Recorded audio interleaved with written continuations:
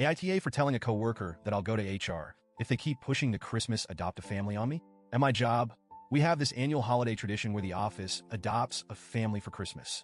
It's a program where we, as a team, come together to provide gifts for a family in need. There's a big bulletin board in the break room with cards listing specific things the family members want or need. Stuff like a toy truck for the youngest kid, a gift card for groceries for mom, or a hoodie for the teenager. People pick a card, buy the gift, and bring it in to be wrapped and delivered to the family before Christmas. On the surface, it's a nice idea. A lot of my coworkers are really into it, talking about what gifts they picked or brainstorming ideas for items that aren't on the cards. Personally, I've stayed out of it. I wasn't participating, and I wasn't planning to. I thought I could just quietly sit this one out. But apparently, my lack of involvement didn't go unnoticed. Yesterday, during lunch, one of my coworkers, let's call her Sarah, came up to me. She started with some light chit-chat, but it quickly turned into her asking if I'd picked a card off the board yet. I told her, as politely as I could, I don't celebrate Christmas. I figured that would be the end of it, but no, she wasn't letting it go that easily. Sarah raised an eyebrow and said, "It doesn't matter if you celebrate or not. It's about giving back to those in need. Everyone should be doing their part."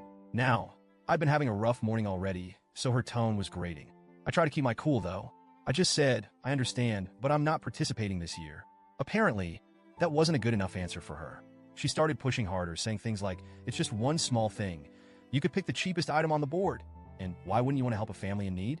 It's not like it costs that much." She even threw in a guilt trip about how we're so lucky to have what we do, and it's selfish not to give back. At this point, I was done, but I didn't want to lose my temper, so I tried to deflect. I said, "If you feel so strongly about it, maybe you could grab an extra card." Her face immediately changed. She rolled her eyes and said, "You don't have to be such a Grinch about it." That was the breaking point for me.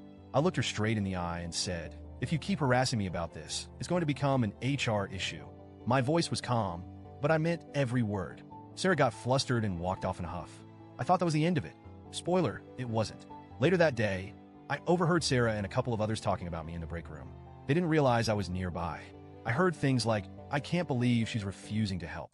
It's just so heartless. And what kind of person doesn't want to give back during the holidays?" Hearing that stung. I know I don't owe anyone an explanation, but being painted as some cold-hearted Scrooge hurt more than I expected. They don't know my story. They don't know why I don't celebrate Christmas, and they definitely don't know why programs like Adopt a Family leave a bad taste in my mouth. But since you're here reading this, I'll tell you. I grew up extremely poor, and when I say poor, I don't mean tight budget poor. I mean barely surviving poor. Holidays like Christmas and Thanksgiving weren't magical for me and my siblings. They were just reminders of how little we had. Thanksgiving? Just another day. We couldn't afford turkey or fancy sides, so dinner was whatever cheap food we had on hand. Sometimes, we'd get dragged to a relative's house where they'd have a feast, but that wasn't much better. Sitting there, watching my cousins eat their fill while we were too embarrassed to take more than a small serving. It was humiliating. Christmas was worse. We never had a tree. No lights. No stockings. And definitely no presents. Waking up on Christmas morning to nothing but silence was the norm for us. My younger siblings would cry from disappointment, and I had to be the strong one, pretending it didn't bother me. But it did. A lot.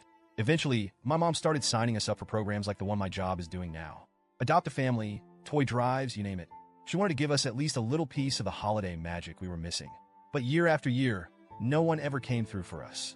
No gifts, no visits, nothing. Every time, we were left wondering if this would finally be the year someone cared.